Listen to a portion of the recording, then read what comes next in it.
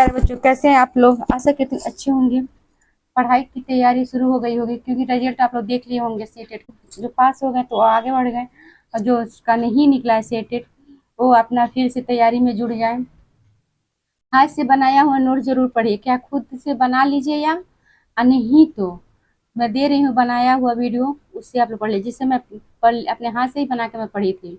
आज जो मैं पढ़ी उसी से मैं पढ़ाऊंगी आप लोग को। यूथ का पढ़ी थी वो मैं दिखा रही हूँ प्रेस्टीज सेट, और यूथ का PYQ पढ़ी थी मैं। बस इतना ही मैं पढ़ी थी, तो वही मैं आप लोग से कह रही हूँ, ये जरूर पढ़ लीजिए। और जब समय पास में आ जाए, फार्म निकल जाए, समय आ जाए पढ़ने, तो आप लोग PYQ पे जोड़ मारिएगा। सबसे ज़्यादा PYQ से क्वेश्चन पूरी पूछी जाती है। हर सनवाइज देख लीजिएगा, जैसे 21 का, 22 का, 23 का, 24 का, जो 26 में हुआ उसका आप देख लीजिएगा। इससे इतना ही पढ़ लेंगे तो आप लोग पास हो जाएंगे। बस उसी को पढ़ लीजिएगा। हाथ से बनाया हुआ नोट्स या खुद से बनाइए, फिर से कह रही हूँ, या दे रही हूँ, उसको देख लीजिए, स्क्रीनशॉट कर लीजिए, चाहे वैसे सुन लीजिए, आप लोग पढ़ लीजिए। पहला अध्याय है पर्यावरण का विषय वस्तु, परिवार और मित्र। परिवार किसे कहते हैं हम? परिवार माता पिता, उनके बच्चे, ये परिवार होता है। अमित्र होता है जो आस पड़ोस के बात में अनजाने व्यक्ति से बात कर लिए, मित्रता हो गई, मतलब दोस्ती हो गई, आप लोगों से पहचान हो गई, उसे मित्र कहते हैं हम। एक महत्वपूर्ण मित्र हो गया वातावरण, परिवार हो गया समाज। तो एक सामाजिक ही है एक प्रकार की। चलिए आगे पढ़।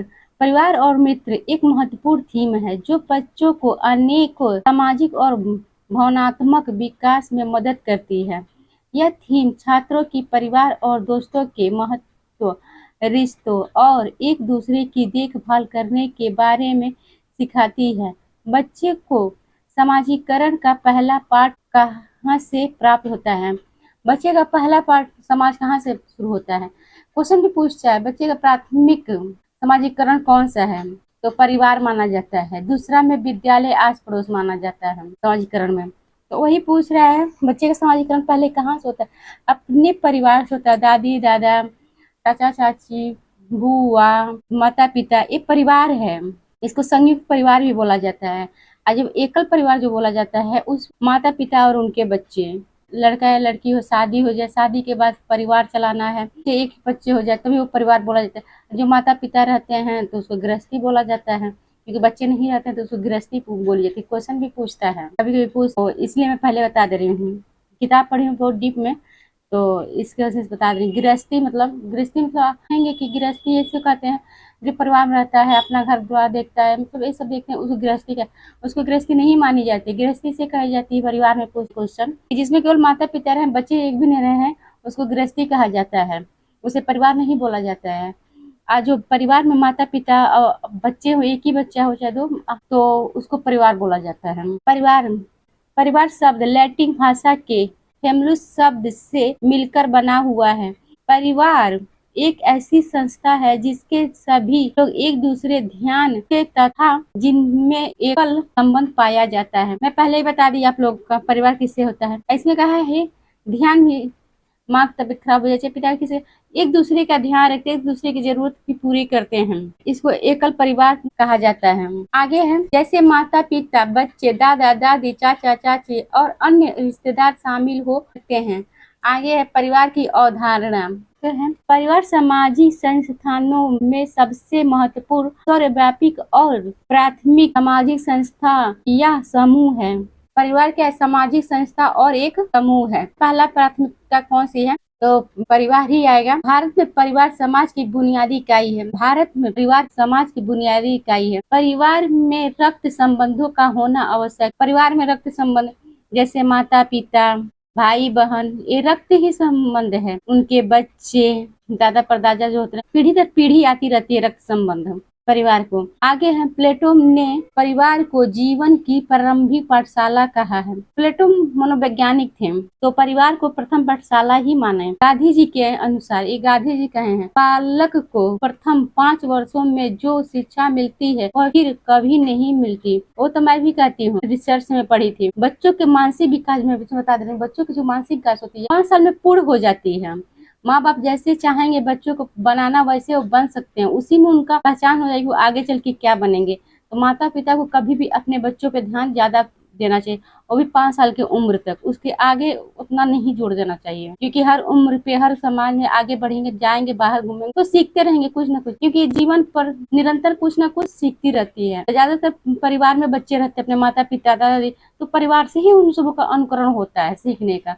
जो बड़े करते हैं वही छोटे सीखते हैं। तो वही गांधी जी कहें कि हम 5 वर्षों में जो शिक्षा मिलती है सिर्फ कभी नहीं मिल सकती। बच्चों को खेलने, समझाने, बात करने, पढ़ाने की हर उन सबों की 5 वर्ष तक पूरी हो जाती है। जैसे बड़े करेंगे वैसे बच्चे देखकर सीखेंगे। आगे, परिवार का सामान्य अर्थ। परिवार का सामान्य अर्थ क्या है? परिवार सामाजिक संस्था है, जन्म से लेकर अंत तक उसका सीखने का मतलब पिछले बता दिए, देखी पढ़ी हुई नहीं, पीछे बता दिए आप लोगों को, अंत तक से कुछ ना कुछ सीखते रहते हैं बच्चे। गर्भ से लेकर मृत्यु तक कुछ न कुछ इंसान सीखता रहता है।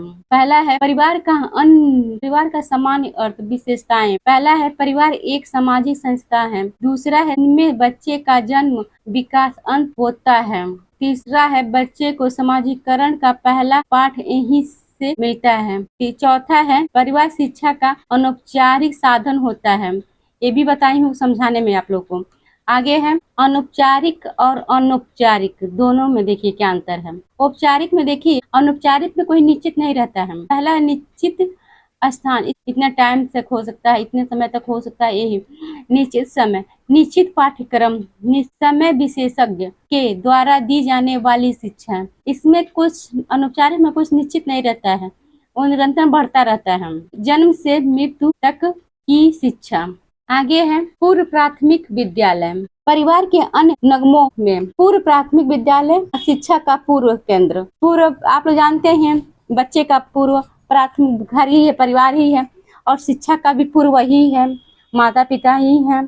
आगे है परिवार में बच्चे प्रथम गुरु उसकी माँ होती है। क्वेश्चन भी पूछता है, बच्चे का प्रथम गुरु कौन होता है, ऐसे पूछता है। माता पिता दादा दादी ऐसे पूछेगा, माँ तो माँ होती है। ये सब एक लाइन बाय लाइन जो पेपर में पूछा जाता है वही है, जो ये लाइन बाय लाइन पूछेगा वही है ये पेपर में। परिवार में आपसी सहसंबंध होता है। तीसरा है परिवार में उत्तरदायित्व तो पाया जाता है, एक दूसरे के प्रति उत्तरदायी रहता है। किसी कोई कुछ भी मांगे चाहे, उनका कर्तव्य बनता है बच्चों का मार्गदर्शन, सही मार्ग दिखाएं, क्योंकि माता पिता दादा दादी क्योंकि बड़े रहते हैं, उनको उत्तरदायित्व उसी को बोला जाता है। जैसे बच्चे छोटे हों, बीमार पड़े चाहे।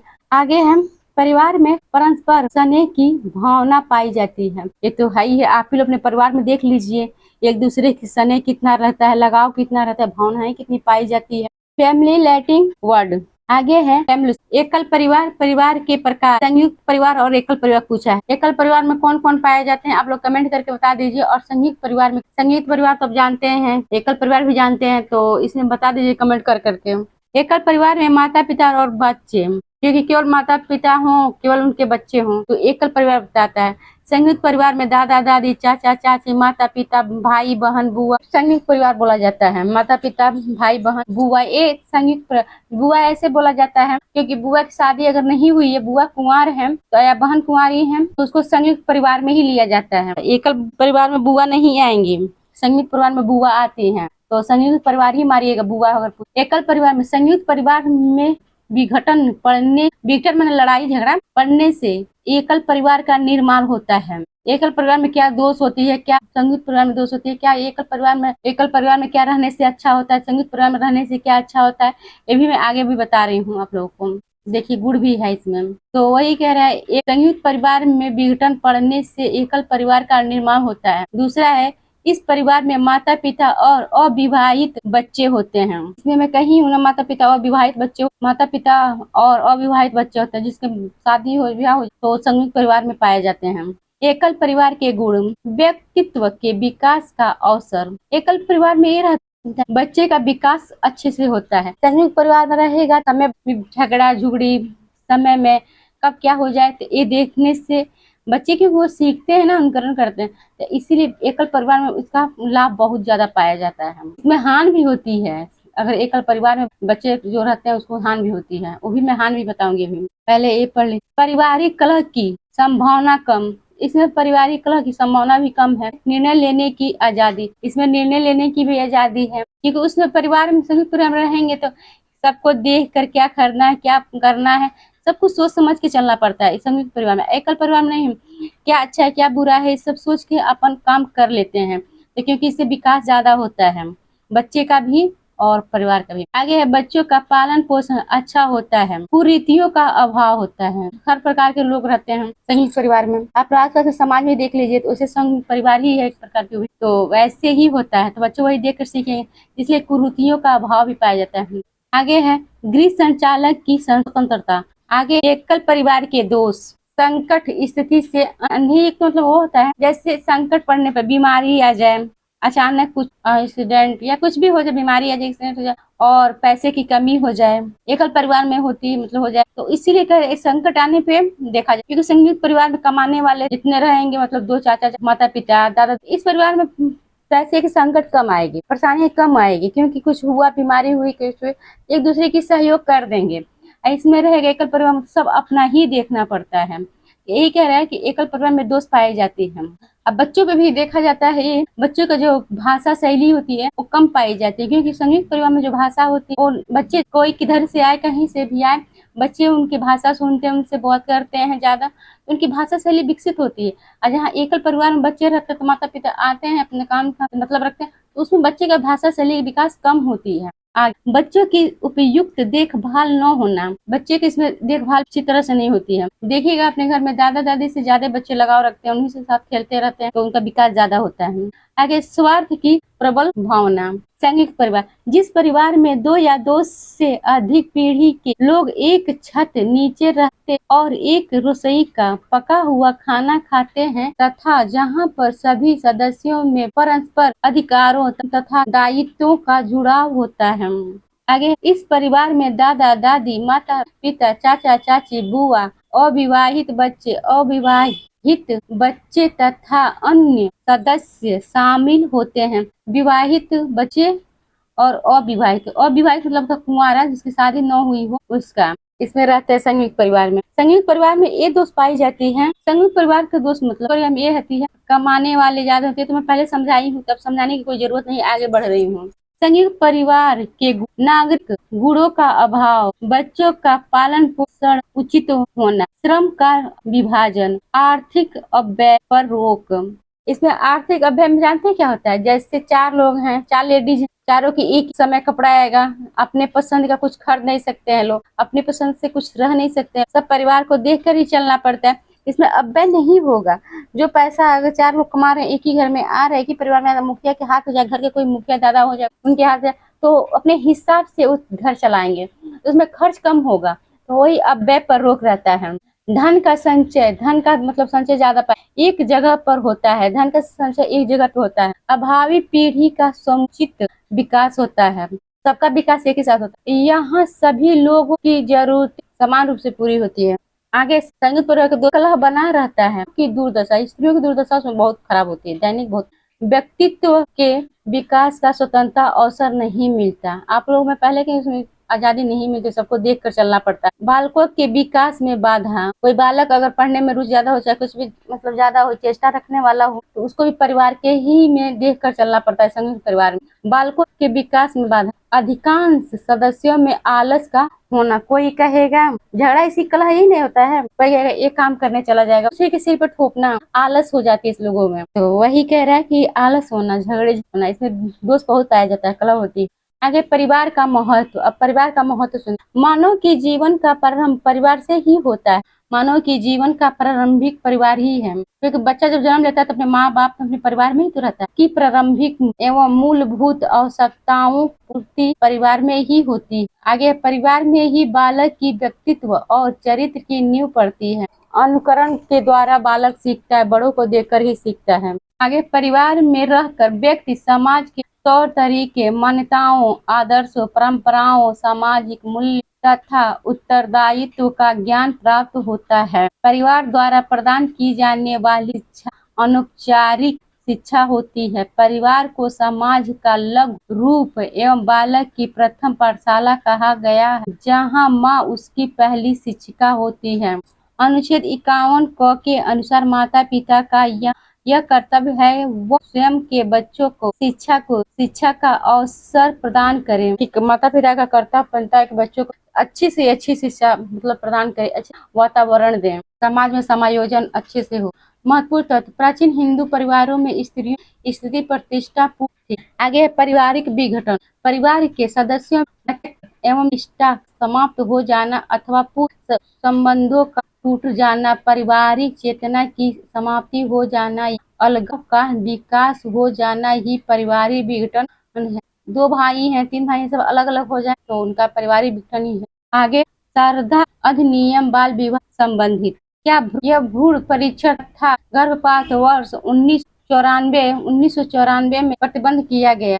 गर्भ में लड़कियों को ज्यादा परीक्षण करके मारा जाता था, तो वो इसी पे प्रतिबंध लगाई गई, रोक लगाई गई 1994 में। गेगर जॉन मेंटल अनुवांशिकता जनक कहे जाते हैं, जो प्रयोग किए थे। पीली मटर पूछता है, गेगर मटर से मटर समझ जाइएगा आप लोग। पीढ़ी दर पीढ़ी जो आगे वंशज में पाए अनुवांशिकता के जनक कहे जाते हैं गेगर। कभी कभी सीटेट में पूछता है। परिवार के कार्य मैकाई एवं पेज समाजशास्त्री ने अपनी पुस्तक में के दो कार्य बताए। अपनी पुस्तक में परिवार के दो कार्य बताए हैं। पहला आवश्यक कार्य में शैक्षिक व्यवस्था, आर्थिक व्यवस्था है, लैंगिक व्यवस्था, अनावश्यक मनोरंजन के सभी साधनों की व्यवस्था। इसमें क्या समझाएं कार्य में, आप लोग तो जानते हैं आर्थिक और लैंगिक व्यवस्था में। तो आगे क्वेश्चन पे चल रही, प्रश्न उत्तर है प्रश्न माता पास सत्ता वाला परिवार है, क्या है? इसमें तो मैं लिख ही दी हूँ तो आप लोग बता ही देंगे, फिर भी मैं पढ़ती सुना रही हूँ, कमेंट कर दीजिएगा, लाइक और सब्सक्राइब कर। मातृसत्तात्मक, पितृसत्तात्मक, पितृवंशी, पितृस्थायी। तो इसमें पहला सही है मत सत्तात्मक। दूसरा अकबरन नीम के अनुसार कौन सा परिवार मुख्य कार्य नहीं, स्नेह प्रेम, आर्थिक कार्य, रक्षा संबंधी। तो इसमें ये सही है परीक्षण, ये तो आप लोग देख ही रहे हैं। तीसरा है परिवार की उत्पत्ति उदिकास सिद्धांत का समर्थन। ए है टाइलर फ्रेजर, सी है स्पेसर, डी है मार्क। तो ए छोड़कर बी सी डी सही है, फ्रेजर, स्पेसर, मार्गन। आगे है पांचवा है लड़के लड़कियों की अपेक्षा अधिक बुद्धिमान होते हैं, यह कथन किसका है? ए है सही है, बी है सही हो सकता है, सी है बुद्धि के विभिन्न पक्षों के लिए सही है, डी सही है, इसमें लैंगिक पूर्वाग्रह को प्रदर्शित करता है, ये तो सबको पता है। आगे 6 है श्रद्धा यज्ञ का संबंध निम्न में से किससे है? ये है बाल विवाह, बी है दहेज प्रथा, बाल श्रम, डी है अनिवार्य शिक्षा। तो बी ये सही है, बाल विवाह। आगे है 8वां परिवार की उत्पत्ति एक विवाहित सिद्धांत के प्रतिपादक। ए है मार्क, बी है स्पेसर, सी है दुखियम, डी है टाइलर। बी स्पेसर सही है। आगे विद्यालय को बचपन का घर किसने कहा? ए कमेनियस, बी है मातंगश्री, सी है फ्रोबेल, डी है रेमांट। मांतेश्वरी सही है, बी। आगे परंपरागत हिंदू परिवार का स्वरूप किस प्रकार था? संयुक्त परिवार। आजकल के हर परिवार एकल परिवार ज्यादा समाज में हो रहा है। ए है संयुक्त परिवार, बी है विघट परिवार, सी है विस्तृत परिवार, डी है सामान्य। तो ए संयुक्त परिवार सही है, संयुक्त परिवार। आगे 11 है निम्नलिखित में से किस श्रेणी के बच्चों साथियों के समूह के तालमेल बैठाने में चुनौतियों का सामना करना पड़ता है? ए है आक्रामक बच्चे, बी है भावनात्मक रूप से असुरक्षित बच्चे, सी संज्ञानात्मक कौशल की कमी, डी जो का पढ़ाई के प्रति रुझान। तो ए बी और सी सही है, डी गलत है। आक्रामक बच्चे, भावनात्मक रूप से असुरक्षित बच्चे, संज्ञानात्मक कौशल की कमी वाले बच्चे, ये तीनों सही है। आगे है 12 हर बच्चा अपने साथ एक रिश्ता साझा करता। ए है माँ, बी है दादी, सी है चाची, डी है चाचा। तो ये माँ सही है। आप प्लीज लाइक सब्सक्राइब कर दीजिए, आप लोग एक लाइक सब्सक्राइब से मेरा मनोबल बढ़ता है। मैं जिस माध्यम से पास हुई उसी माध्यम से आप लोग को मैं पढ़ाती हूँ।